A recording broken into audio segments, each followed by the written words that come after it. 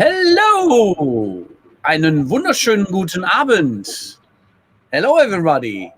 Heute ist wieder mal Dienstagabend, es ist 19 Uhr in Deutschland und auf den anderen Ecken der Welt, in den Vereinigten Staaten, ist es der frühe Morgen oder maximal der Ansatz des Vormittags und die beste Zeit, um den ersten Kaffee zu nehmen. Wir haben aber es wieder geschafft, einen wunderbaren Gast in unsere bescheidene Hütte zu kriegen. Und ich möchte Sie nicht länger auf die Folter spannen. Welcome with me, Jon Ferrara, the charismatic former founder from Goldmine and Nimble, and who is our special guest today. I wouldn't like to place it like this, how I introduce myself, as I see myself as a CRM dinosaur, as not a Tyrannosaurus Rex or one of these plant eaters, but a velociraptor who is used to fight in a team. And creating benefits in a team is a fantastic part of the story Jon has here ready for us. Jon, the floor is yours. Please introduce yourself, and we are very happy to have you here. Thank you. Ralph, I really appreciate the opportunity to join the team in front of me and the audience outside in the virtual world. I really think that we all grow when we teach, right? And I think that's what our opportunity here is, to tell stories and hopefully teach others and give them something that they could take away. And if you don't take away anything from our conversation today, please take away that I really believe that relationships are the heart and soul of your life and success, that you will not leave this planet with anything but the ripples and vibrations of the moments you've been truly present with other people. And so just remember to take time out today to give the gift that's so precious, your presence, to the people that you connect with, and leave them with something, even if it's just a smile. Oh, there will be a smile. Plenty of them, usually. Well said, sir. Well said. Thank you. Presence has been difficult lately, though, we have to admit. Difficult? What's difficult? Are you a fun guy? You're a fungus. Yeah, I'm a mushroom. I don't leave my apartment. I sit in the dark. You know, I believe that life is like a Beethoven symphony, that there's high and low notes, and you can't appreciate one without the other. And so, so when it's dark and dismal, just think that, yeah, it'll get better. And when it is amazing, just remember, it won't stay that way. And most of life is somewhere in between. So enjoy all the moments, because they really make up your travel in this universe.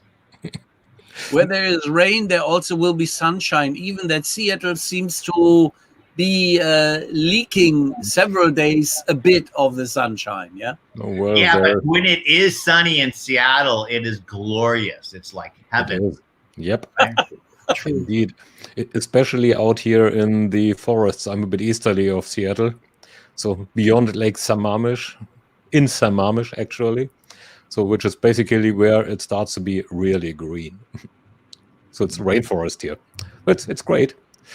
However, this is not our topic, I guess. So I could Wait, go. we have a topic? This is the first. Yes. Yeah, that would be a first one. But well, as Jon has this nice looking T-shirt, Yeah. with this blue writing on his chest, tell us a bit about what the hell is Nimble.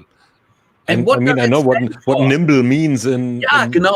as a word, but what is Nimble? Well, let me start by saying I've been a relationship guy all my life. I love people. I love connecting with people. I like having conversations and learning about people.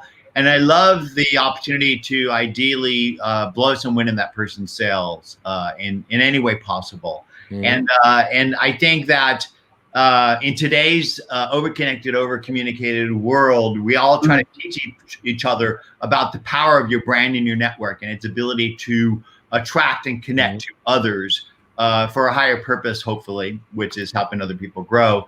And that if you do what I'm going to teach you right now, which is build an identity in all the places where your prospects, your customers, and ideally their influencers are having conversations, and begin to give your knowledge away. And if you don't have that much knowledge, give other people's knowledge away in and around the areas of your passion, plan, and purpose in life. And if you do that, then you're going to get connections, and they're going to start conversations, and those will build relationships. But at a certain point, the Dunbar limit, you can only manage a couple hundred of those relationships at one time in your head. And that we all need to be more nimble with our relationships. And when I remember watching on TV, watching Fred Astaire, or really any professional who's good at what they do, just dance through whatever they do. And I started to swim in the social river in 2006, 7, 8, and 9, and saw how social was going to change the way we work, play, buy, and sell. And I started to look for a relationship manager that would enable me to connect my social conversations to the contacts I was connecting, and I couldn't find it. And then I saw contact management was broken, which was G Suite back in the day. Email and calendar were separate, and they weren't connected to social. And that CRM wasn't about relationships; it was about command and control.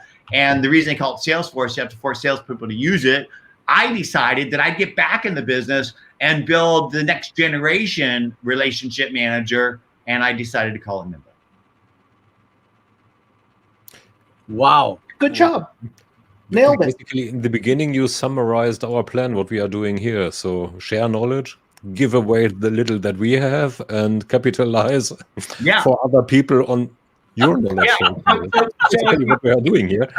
I tell people, if you teach people to fish, they'll figure out your fishing pole. So give your knowledge away to set yourself up as a trusted advisor. So when people want your products and services, they not only pick up the phone and call you, but they drag their friends with them.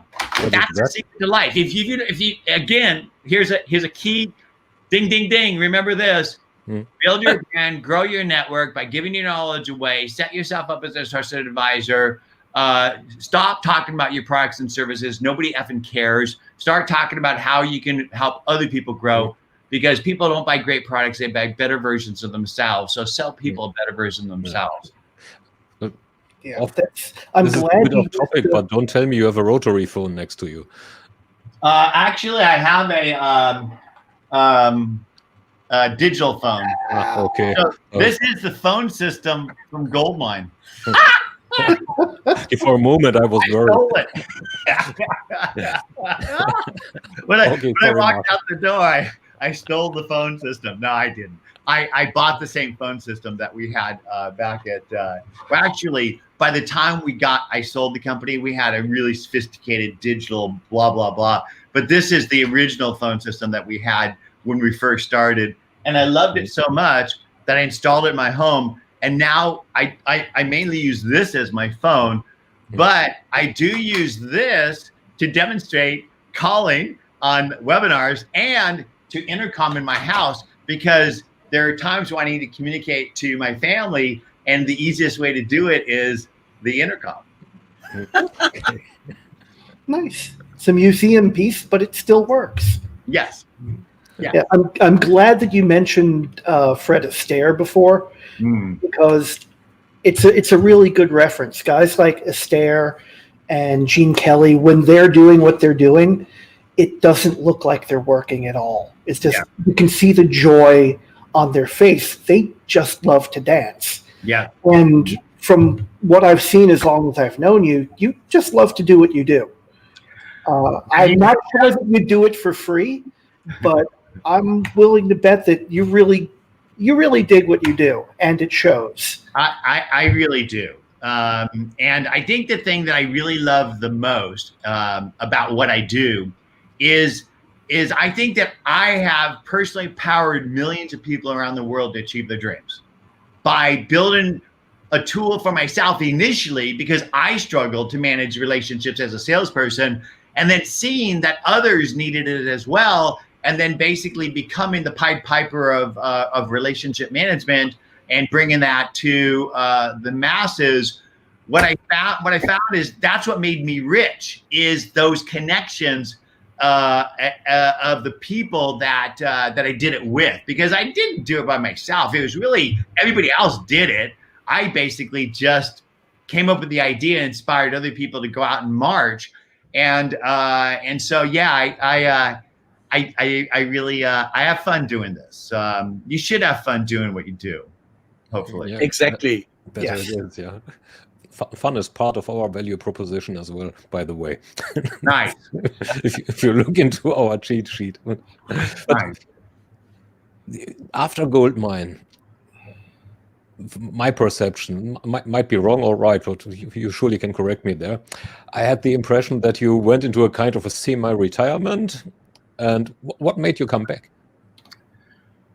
Well, for those who haven't gone through an entrepreneurial journey, like starting a company, we started Goldmine on $5,000. We never took a dime of venture. We grew it to $100-something million in revenue and thousands of people working around the world. And it nobody gave it to us. It wasn't easy. There were times where I would cry driving home from work. I would not want to go back to work. It was, I don't know, many entrepreneurs talk about it, but it's effing hard to build and grow a business, especially without people giving you money to do so.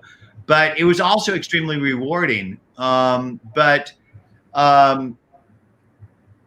after selling Goldmine, I thought I was just going to take a little bit of time off, and I got a head tumor and almost died. And going through the process of healing and from a medical perspective and also growing from a spiritual perspective, I decided that my purpose on this planet isn't to make as much money as I can. It's to make memories out of moments, and the moments with the people I care most about, my family.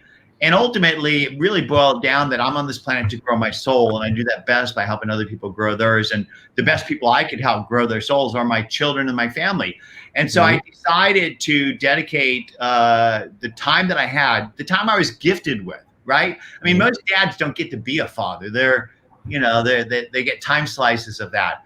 I got the ability to be a present father, husband, and member of my community, which I didn't get at Goldmine because I spent 10 years like this in the entrepreneurial treadmill, the hamster wheel. And so being able to be a present father and husband, to drive them, get them up, feed them, drive them to school, read books in the classroom, really was something that very few human beings get the opportunity to do. And I relished in it.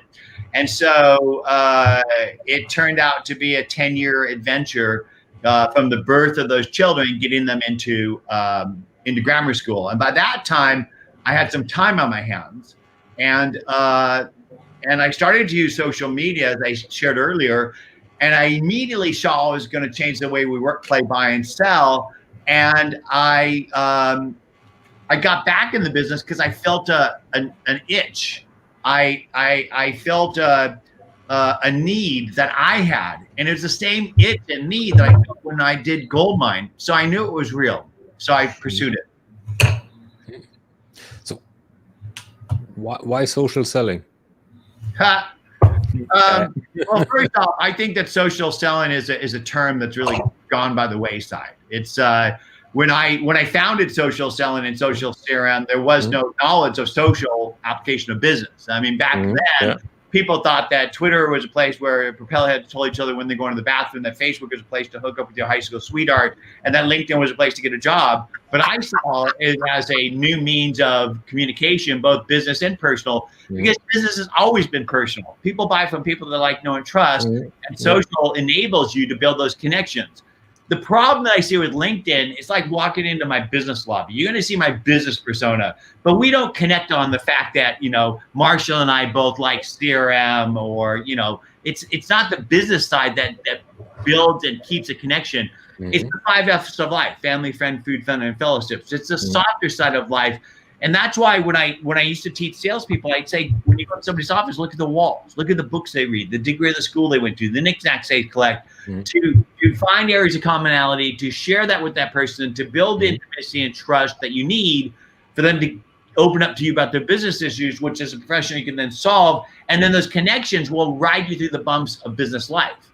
And so social CRM and social selling was a concept that I developed 10 years ago that today are really, I think they've disappeared in much the same way as when the internet first came out. It was e-toys and eye contact and everything was about E&I, right? And that was because the internet was new and it was a new highway and everybody was like, we had these dial-up modems, and then we had DSL, and then we had ubiquitous online.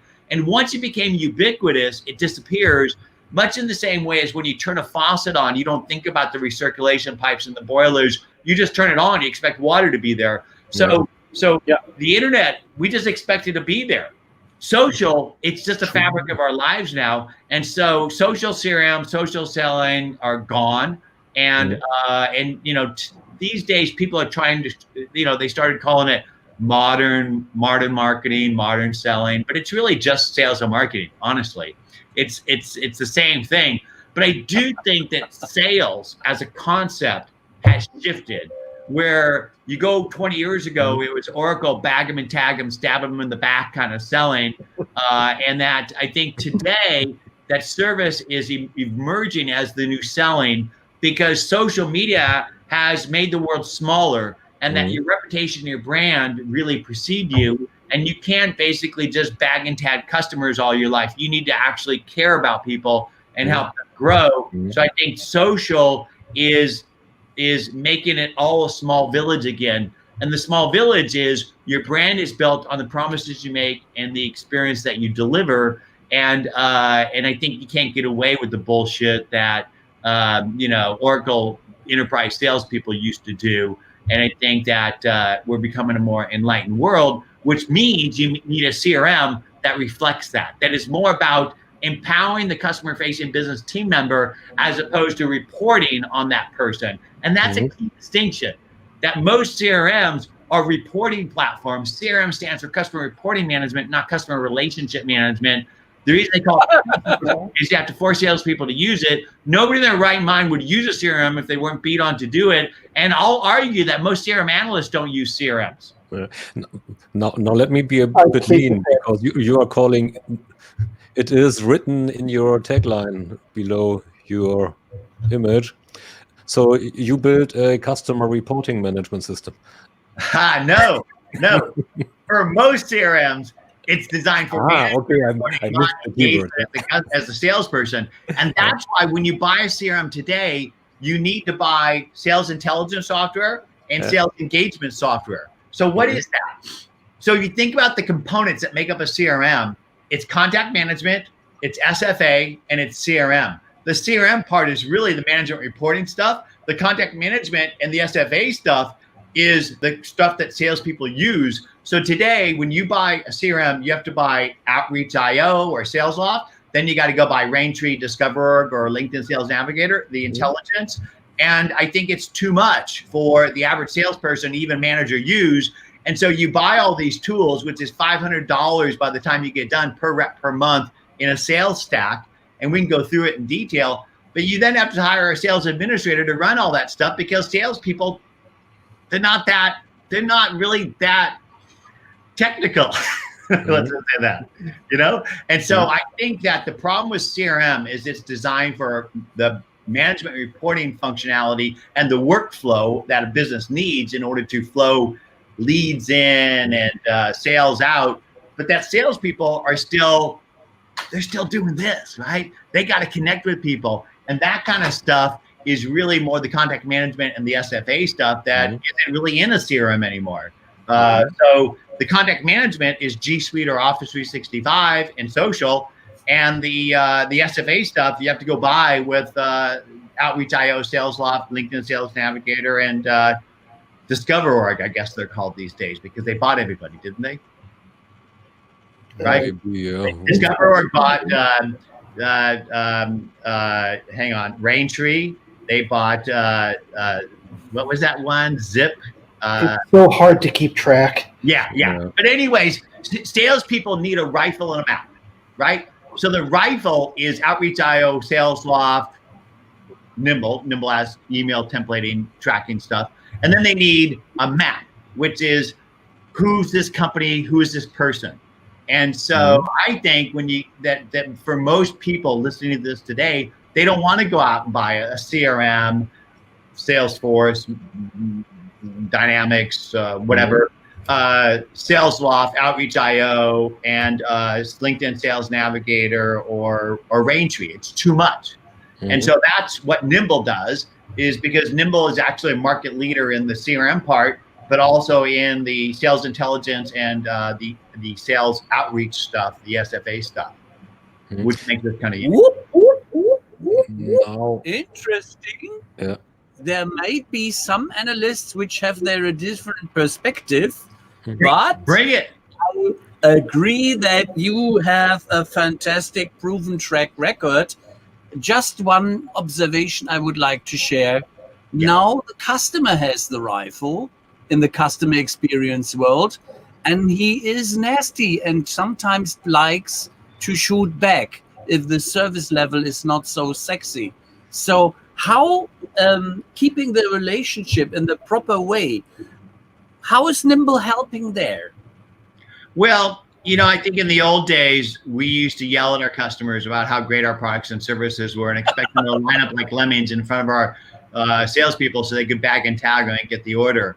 And I think that today, our customers are yelling back at us, and we need to be listening. That's the key, right?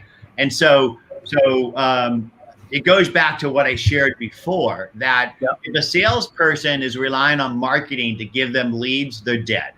And so any salesperson listening to this today needs to build their brand on all the places their customers are having conversations. They need to share content to establish themselves as a trusted advisor. And when the customers are yelling about what they need or what their issues are, they need to be listening and engaging with those customers. And even if it means recommending a competitor's product, right? That is the new cycle of the salesperson, is to serve those customers. And if they do that effectively at scale, they're going to have so much business they won't know what to do with. Yeah. Okay, Thomas. The definition that you have of CRM is sales plus a bit of marketing, if I take it from the words so far. Why don't you include service there? Well, I mean, if you take a look at the typical evolution of CRMs, right? I mean, in the early days of Salesforce, they went out and bought, oh God, I forget the name of that company in San Diego. But basically, all major CRMs have a sales, marketing, customer service component, because that's the life cycle of the customer, right? You have to basically do widespread marketing in order to drive the eyeballs to your website. You need to have the ability to convert those eyeballs into qualified leads so the salespeople can close them. And after they close them, you need to provide the service cycle in order for you to get repeat business and referrals. So we're 100% that is the typical cycle. But for any of those platforms, it's going to cost you $30,000 to $50,000 to $100,000 a year in order to run one of those systems, which is outside the range of 99.9% of the businesses in the world. Here's a really scary fact. There's 225 million global businesses. Less than 1% use any CRM. Which is quite a market opportunity, isn't it? Quite a market opportunity. And so, while I do believe that sales, marketing, sales, service is the life cycle of business, I think there's a higher purpose thing here, which is it's not just salespeople that touch the customer; it's everybody in the company. And today, what's missing from most companies is a company-wide contact platform, a team relationship manager. So G-Suite and Office are not team contact managers. In fact, let me just share my screen, and I'll show you what I mean. Screen sharing best on a good computer share screen. Okay, so there should be a request come up somewhere. Yeah. Okay. Let me know if you can see this screen. Oh, sorry. Sorry, too many moderators. There are too many cooks. Somebody clicked add to stream the same time I did, so I wound up taking it down. Or the other way around, See your shared screen. The simple smart CRM for Office 365. Okay, so if there's most businesses run on spreadsheet, post-it notes, or Office 365 or email. So spreadsheets, email, and post-it notes. And whether it's Office 365 or G Suite, it's the same thing. And email, contact, and calendar are 3 separate tabs. And what I mean by that is if you go to a contact record, you don't see the history of conversations and the interactions that the team have had on email, calendar, and social. If you go to the email, you can't basically jump to the contact record. And if you're in the calendar, it's the same thing. So they're 3 separate programs. And that's what made Goldmine unique originally, is that if you go to the contact record, you can see the history of interactions that you and the team have had on email, calendar, and social. If you go to messages, you can easily go back to the contact record of that person. And so basically email, contact, and calendar are all linked together. That's one thing. But then the other thing is this, is that in most businesses, the marketing people live in their marketing platform, the accounting people live in the accounting program, the customer service people live in the customer service program, and the CRM people salespeople live in the CRM. But there isn't a tool that is across the whole company that is a contact platform for everybody. And that's basically what Nimble does, is Nimble basically provides that centralized view of the contact. And the way we do that is we unify the email, contact, and calendar, social, and the business contacts from over 200 SaaS business apps. And then we build this beautiful record for you. And then we work back inside the applications that you live in. And so if you're inside of your, let's say your CRM, essentially what you could do is you can pull up those records for those people and be able to have those records for you, whether you're inside of a thing, something like Dynamics or Salesforce, or whether you're inside of your email. And so no matter where you are, Nimble automatically builds your CRM and then works with you back wherever you're working, even if you're out there in social, listening and engaging. Basically, Nimble is the first CRM that works for you by building itself and then works with you everywhere you work. And I think that's the future of CRM, is because the biggest cause of failure of CRM is lack of use, number one, and the second is bad data. Lack of use is because you have to go to the CRM to use it. Bad data because you basically Google people before a meeting, and then you got to go update the CRM, and then you go and engage wherever you can in email, calendar, and social, and then you got to go back to the CRM to do all that stuff. And I just think that your CRM should work with you wherever you're working, so that no matter where you are, you could bring up that record and you'll have the context and insights that you need to engage, but most importantly, the ability to follow up and follow through. Because if you don't follow up and do the things that you say you're going to do, you won't do them. And if you have to go to your CRM to do it, it won't work. And so I think that's sort of the main philosophy of Nimble, is that it's not just for salespeople, it's for everybody in the company.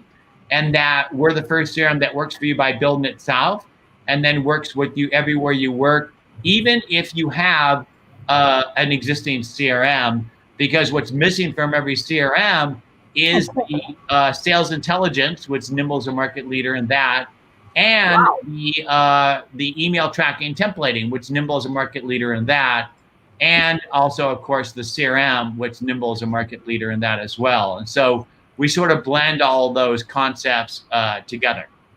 I'm glad you're looking at G2 because what you were saying reminded me of something that they were doing over there when I was working there, developing new categories for products in CRM and customer service and all of that. One of them that came up was something they called conversational customer service, which was building the customer service system around the customer as opposed to the incident. And what Nimble seems to do, and what I think you're aspiring to do in general, is to do that for the entire CRM stack, and have been doing that for quite some time. Yes, but not just for the salespeople, but for everybody in the company, because everybody in the company touches the salesperson, touches the constituency. So at Nimble, in order to build the Nimble brand and the company, we collectively have connected to editors, analysts, bloggers, influencers, third-party developers, investors, advisors, and prospects and customers, and their influencers as well. How many times have you practiced that list? I don't know.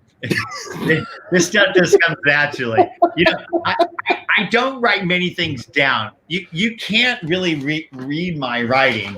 It's basically like chicken scratch. And that's actually why I bought my first computer in 1978, because I couldn't read my writing. And but so a company needs to work as a team in order for it to affect what it does. And that CRM system's really about powering the sales process and not the relationship process. And so I think that salespeople need a number of different tools in order to do what they do. And then they need those tools to work wherever they're engaging. And more, they're not engaging on this. They're engaging in Twitter, Facebook, LinkedIn, Pinterest, Instagram, Foursquare, Google Plus, whatever, things that are out there. I know I named some defunct platforms out there that are you missed Friendster. Yeah, or Parlor. Looking into Oh, we won't miss that. looking into the current Zoom and Teams and whatever based world that we just realized, do you have an integration there as well? Well, funny you should ask that because we will be announcing something with Teams shortly. They have an in-app experience that enables not planned that enables us to do what we do. So I'm just going to go ahead and show this again so you see it. So I think I got to pick one. Okay. So one of the things I love about Nimble, let me know when you can see my screen. Yep. Can do. Is whenever I'm engaging, I think it's important for me to be able to understand who the people are I'm talking to, right? Mm-hmm. And so here's an example of a conversation. It's this gal, Tiffany Bova, who used to be an analyst, and now she works at Salesforce, like every other analyst in the world, because they hired everybody. She was basically saying that CRM isn't about command and control. It's about empowering customer-facing business team members. And this guy named Rand said, bullshit, it is about command and control. And when a sales manager is going to loosen the grip? And this is what John's been building and teaching with Nimble.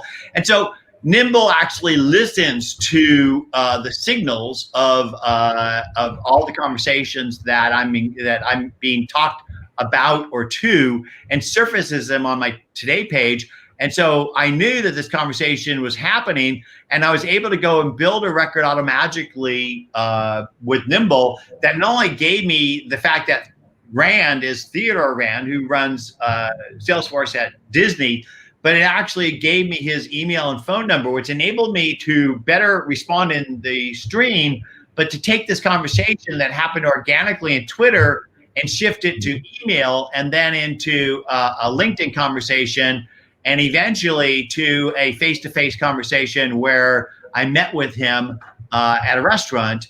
And you can't do that with a typical CRM.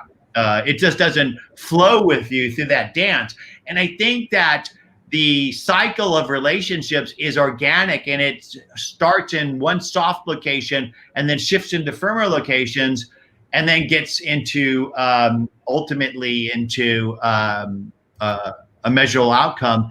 And I think that's the key to effective engagement, is taking these organic conversations and moving them across. And I'll share another example. There's an article where somebody's being talked about, and I want to basically take this person because I want to reach out to them. And essentially Nimble essentially built a record for this person in essentially one click.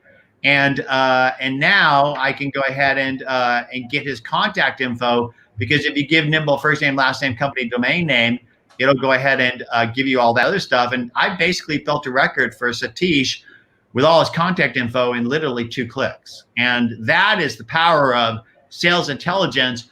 And then if I want to engage with them, I can send them a templated email with a little bit of modification that enables me to then get signals on the opens and clicks and things.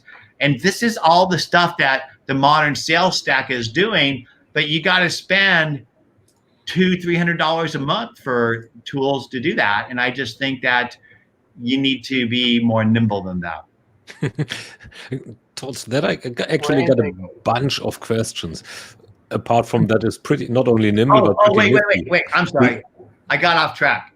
You asked me about Teams.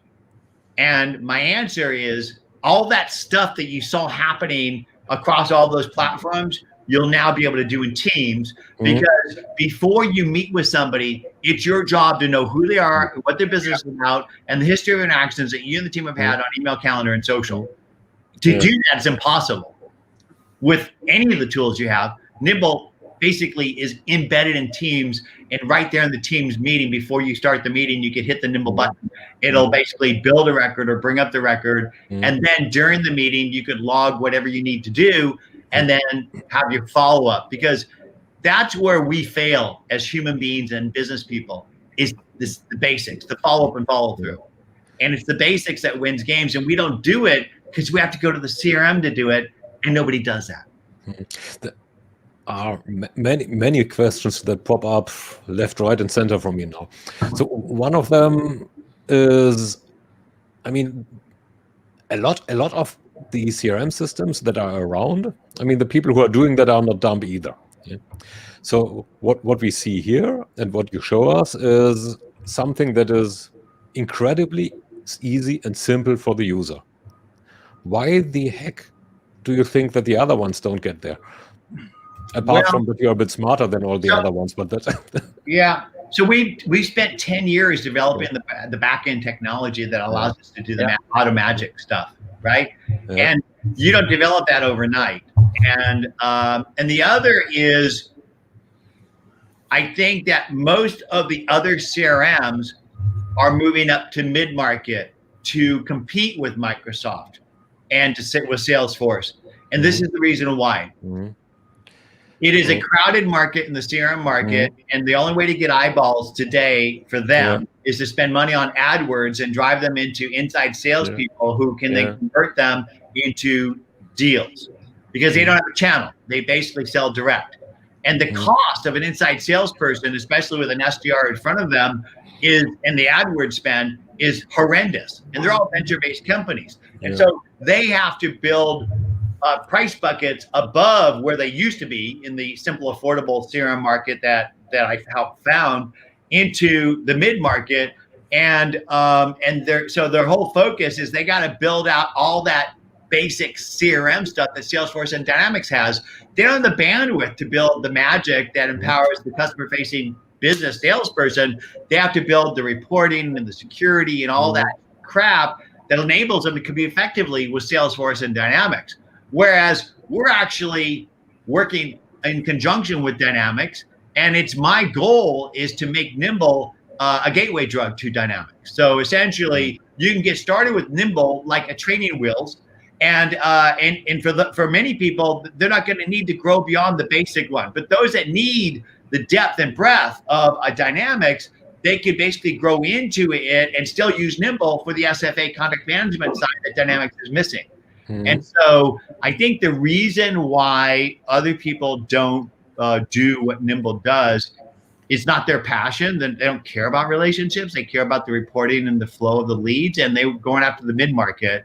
And but I think that most people who use the CRM need more of what Nimble does, and that's why we're focused on that. If you now say that they care more about the mid-market, sorry, Marshall, I'm just too fast. Next one is on you. No, we were probably going to say more or less the same thing. Because he was talking about the mid-market, and it calls back to what we were saying at the top of the show.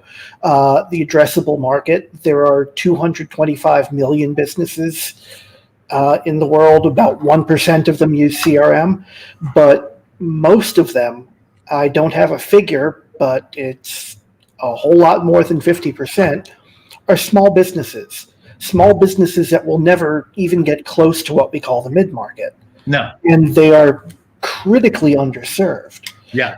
Even by companies, especially in fact by companies like, and I'm sorry to call you out on this, Mark, it's not you. I know that you're going where you're going. Salesforce, which started off supporting small business, sometimes even individual sales. Okay. You want to hear something interesting? The year I sold Goldmine, 1999, is the year that Mark started Salesforce. And if you Google Salesforce 1999 Wayback Machine, you'll see the original page of Salesforce. And it's basically all about the salesperson, because their promise was you don't need to synchronize your contacts anymore. They're always in the cloud and it's always on. And when he launched, I looked at it and I laughed. I said, there's no way that'll ever work because the internet doesn't stay up. So they can't get access to your contacts. You're effed. Well, I was wrong. At the time, I would have agreed with you because I remember Salesforce. I remember NetSuite back when they were NetLedger, and thinking you can't trust the internet. Yeah, for this, not at all. Mark, if you're listening, I admire what you've built and the fact that you've done it for so long, and I also admire your heart in what you've given away. I think that's important, and so kudos to you and your team. I respect the people you hire. Many of them are my dear friends. In fact, most of them. Yeah. Kudos, man. Yeah, absolutely. I know this is the Jon Ferrara show, but I have to defend myself a little here. I often find myself using Mark Benioff as an example or Salesforce as an example in comparison to something that I think might be better or different or less marketing focused. But the fact is, Mark is an incredibly smart guy. He got where he is for a reason. He's passionate and compassionate. He gives back. Salesforce does a lot of wonderful things. And, there's a market for what the company gives. I mean, we're making money somehow. So now is my time because I'm the pokey, nasty kick in the ass from Salesforce. Oh my God, it's not me anymore. I'm the German asshole here. Yeah, I'm always. Can we say asshole? Me, such as I'm the one who is slapping Salesforce in the face and says, "Where the heck is your heart for the small enterprise?" If you go into business essentials, Salesforce essentials, they've tried. It's a disaster area. It's not a usable product, and most businesses' idea of making a small business tool is to take the big business tool and to strip it down. And really, you got to build it from the bottom up for that. Thank you, sir. That's what is my point of view. Yeah. Thank you. So I used to have a term for this. It was you could put mud tires on a Chevy Nova, but it's not going to make it a Trailblazer, and vice versa, right? You can put passenger tires on a Chevy Blazer, and it's not going to make it a Porsche, right? And so you have different devices designed for different things, and we're more of a Porsche for the people, the Volkswagen, the people's car. You are a Volkswagen, to put it that way, and you are treating them proper, not like Volkswagen is treating their customers.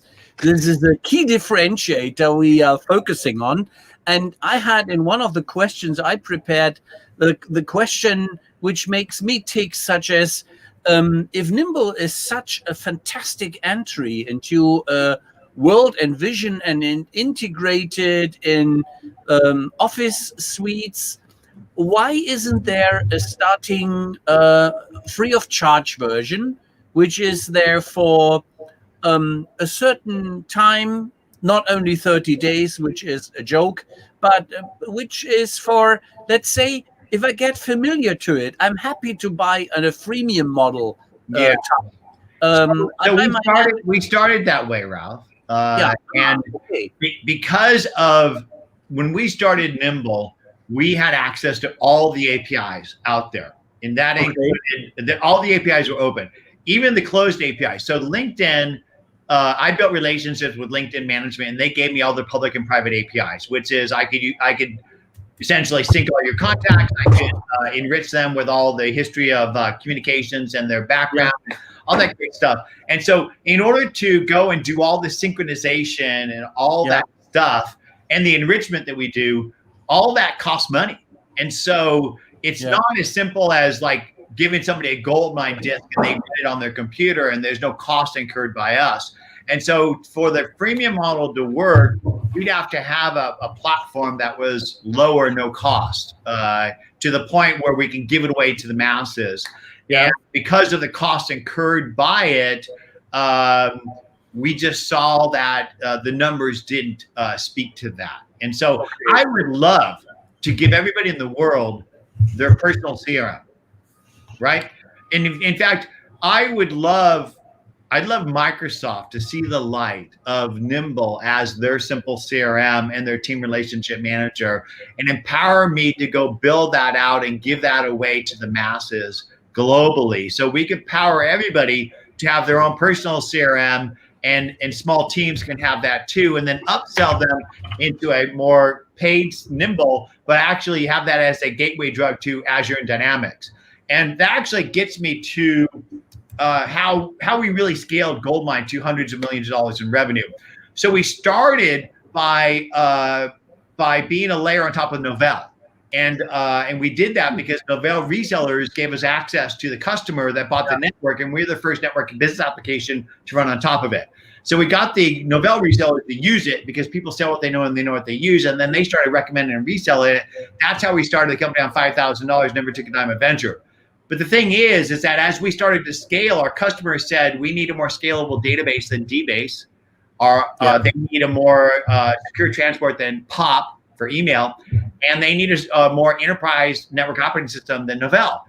Microsoft hired my old boss at Banyan, Jim Alton, and he built NT Server, SQL Server, and Exchange Server. And Microsoft came to me and they said, we want you to help us sell it. And so our resellers came to me and they said, we want to make more dollars on products and services on every Goldmine dollar. And so I put all that together and built Goldmine Enterprise, which required a seat of SQL Server, Exchange Server, and NT Server for every seat of Goldmine, which helped my customers need to scale. My partners need to make more products and services revenue on every sale. And we became Microsoft's #1 ISV, helping them put SQL Server, NT Server, and Exchange Server on the map. And so fast forward, when we started Nimble, we were a layer on top of G Suite in the Find, Try, Buy Google Apps ecosystem. And there was no Office 365. There was no cloud-based contact platform. So we started to grow in that Google Apps ecosystem. But then when Microsoft came out with Office 365, because of my past, I knew that Microsoft would need more dollars. And so we began to build integrations with the products, relationships with the people, gave us access to the programs, to become a simple layer on top of Office, but a gateway to Power BI, Power Apps, Power Automate, Azure, and Dynamics. And now we become the simple CRM for Office, where Microsoft has sunsetted Outlook Customer Manager and given us those 200,000 customers. And they've signed a global reseller agreement where they're our global reseller, and they're walking us into their distributors and paying the distributors to push Nimble to their resellers because of one simple fact. Microsoft resellers sell plumbing to plumbers. They sell IT infrastructure to IT decision makers. They don't sell business solutions on top. Microsoft gives all their resellers Dynamics and Power BI, and they don't even use it, let alone sell it. So how do you transition Microsoft resellers from selling IT infrastructure to start selling business solutions on top? Is to get them to use Nimble and then start selling Nimble on top of every Office they sell. And then because Nimble has integrations with Power BI, Power Automate, Power Apps, and we're an Azure-based platform, and we're working on a deal where you can hit a button in Nimble and upgrade it into a Dynamics instance. We basically help to transform those Microsoft resellers into solution sellers, and we become a third-party product that drives first-party adoption of Microsoft's crown jewels, which is exactly what I did the last time with Goldmine. We're just doing it again. Means confirmation of the plan. Yeah. So I actually was about to ask why not moving to the Salesforce platform, but that you mainly answered right now. Well, the thing is we do work with Salesforce just as we work with Dynamics. Yeah. We could actually synchronize Salesforce contacts into Nimble and then work back inside of it, so that if you're out there building a lead in Twitter or LinkedIn or on business article, you can basically build a lead in Nimble and it'll synchronize into Salesforce. So we could provide the outreach IO, sales intelligence, engagement stuff that Salesforce is missing. But the thing is this. I have a soft spot in my heart for Microsoft. I really love what Satya is doing. I think that he leads from his heart with empathy for his customers, and I think he's transformed that company. And I love the vision. I love the people that work there, and I love the fact that they have a channel. Salesforce has eaten its channel. They bought most of their big guys, and they kind of sell direct around a lot of their resellers. In fact, most of the Salesforce resellers kind of don't really exist like they used to. They built that company, but they don't really exist. And Microsoft still supports their channel. And they've got this new thing called the commercial marketplace, where they're trying to emulate what Salesforce did with their third-party add-on. But without the cannibalism, hopefully. There's a lot of cannibalism that happened there. But the thing is this.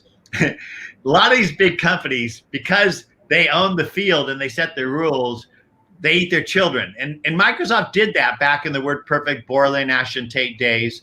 But I think that they've learned their lesson. And I mean, I think it's pretty fantastic, the fact that we are a CRM and we go to market with Microsoft, who has a CRM. And in the early days of walking into the Dynamics team, when Dynamics was a bastard stepchild of Microsoft, they really weren't really loved and embraced like they are today. I think that James Phillips has transformed that in what he's done with the organization and has built with the product. But when I first went to meet with them, like say 6-8 years ago, there was this like, oh, Jon Ferrara, like, you have a CRM. Why would we work with you? And today, it's really an intelligent embracing, because they see the opportunity. And the opportunity is, if you were to add up let's say there's 80,000 CSPs, right? Maybe there's 200,000 MSPs, which are kind of going by the wayside. You got to get those guys to adopt the cloud, CSPs, cloud service providers. A very small fraction sell any Dynamics today, right? And so how do you get more people selling business solutions on top of Office 365 instead of selling backup and security on top of it? You got to get them to start using modern social sales and marketing solutions. Most Microsoft resellers run on ConnectWise and Autotask as their CRM. So what you need to do is you need to get them to adopt Nimble, and then they start to recommend and sell it on top, and then they start to sell Power BI and other integrations on top of that, and that leads into Azure and Dynamics. So so Microsoft, if you're listening, there's your roadmap.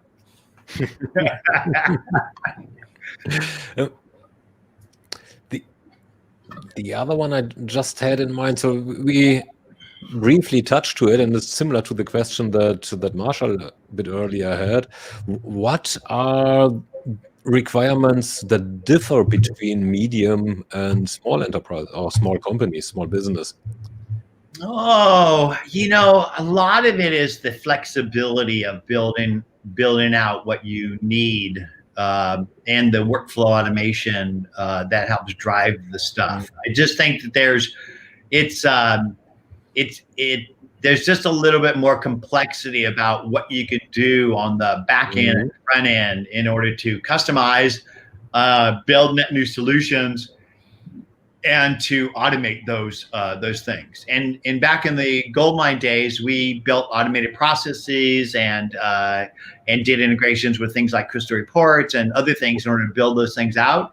Today, we're doing that with Power BI, Power Apps, and Power Automate in order to do a lot of that same functionality. So we're building Nimble out so it's more suitable for larger teams. But for us, the larger teams are the work group market. The work group market is teams of 2 to 25 in small, medium, large, and enterprise companies, because most CRM installations are under 25 seats. And that's the bread and butter. That's the heart of the market right there. And that's the market that Goldmine served, and that's what we're serving. Yeah, it's always been the case. I think that's been the sweet spot, the normal size. Yeah. I mean, when you start getting into an enterprise, you have rules and processes and customization. Every single customer wants their CRM to do one thing, and every single customer's one thing is different. Of course. Yeah. Of course. But on another notion, you said you are deeply integrating and working closely with a bunch of different pieces of software. Yes. This is one of the slides that you just showed a little earlier.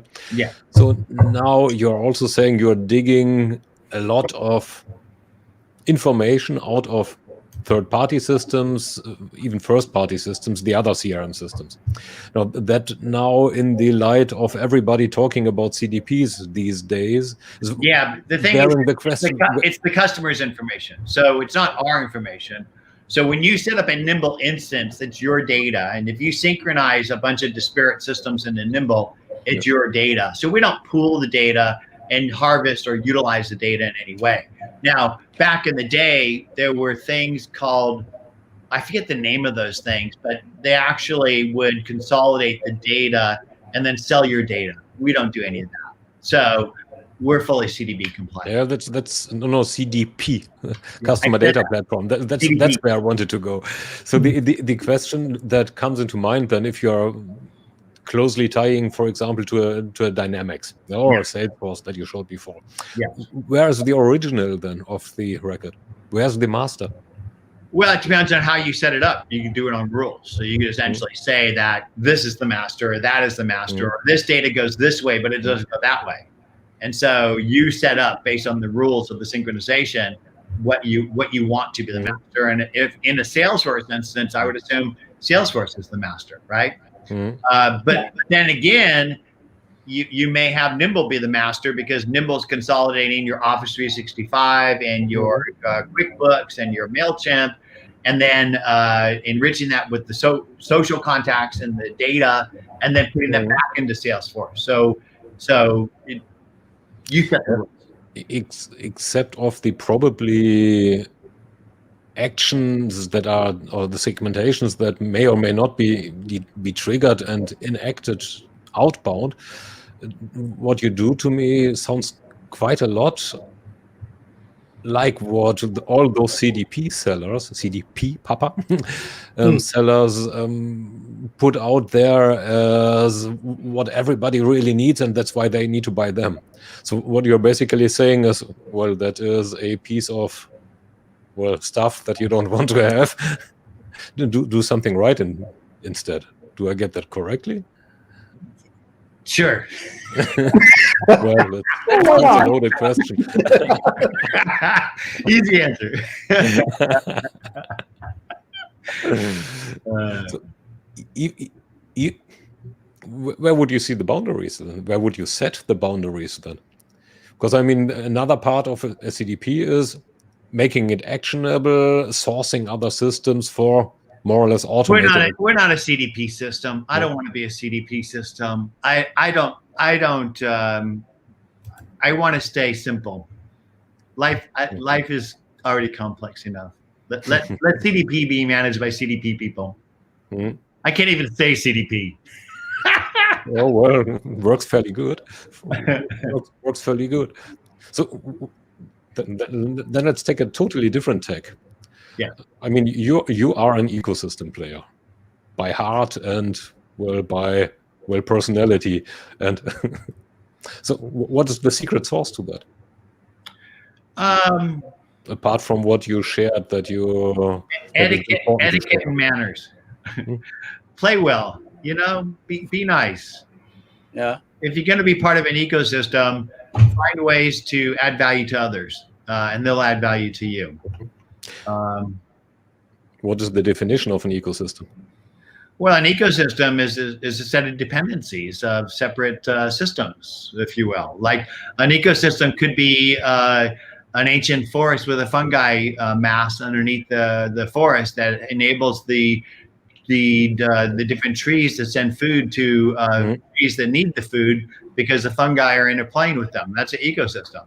An ecosystem could be an aquarium where the poop basically goes out of the food goes in, the fish eat the food, the poop goes out, goes into the gravel. The gravel has microorganisms that convert that to something else, and basically it's an ecosystem. An ecosystem could be the constituency that you build around your personal or business brand of the different parties that you have to interact with in order to achieve your dreams in life. So there's a lot of ecosystems out there. Yeah. And a business ecosystem, digital business ecosystem.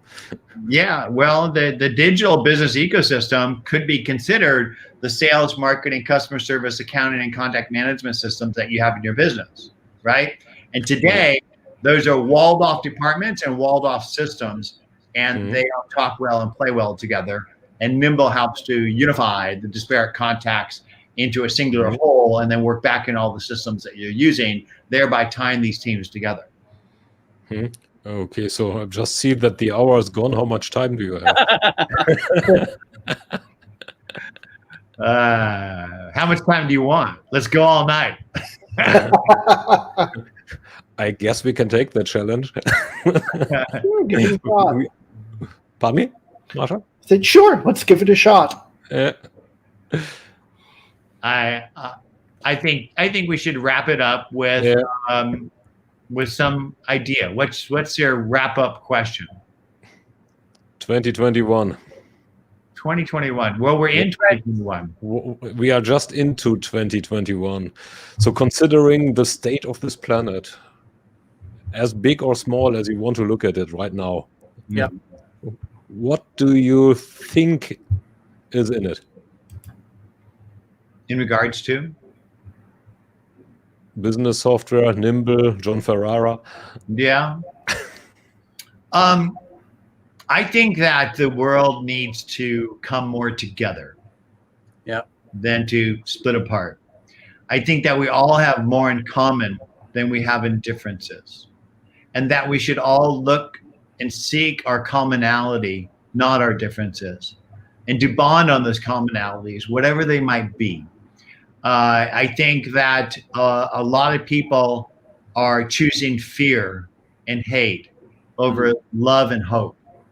And I pray that there's more love and hope in the world than fear and hate, because we all know what fear and hate gets you. My family left Sicily because of fascism and of hate.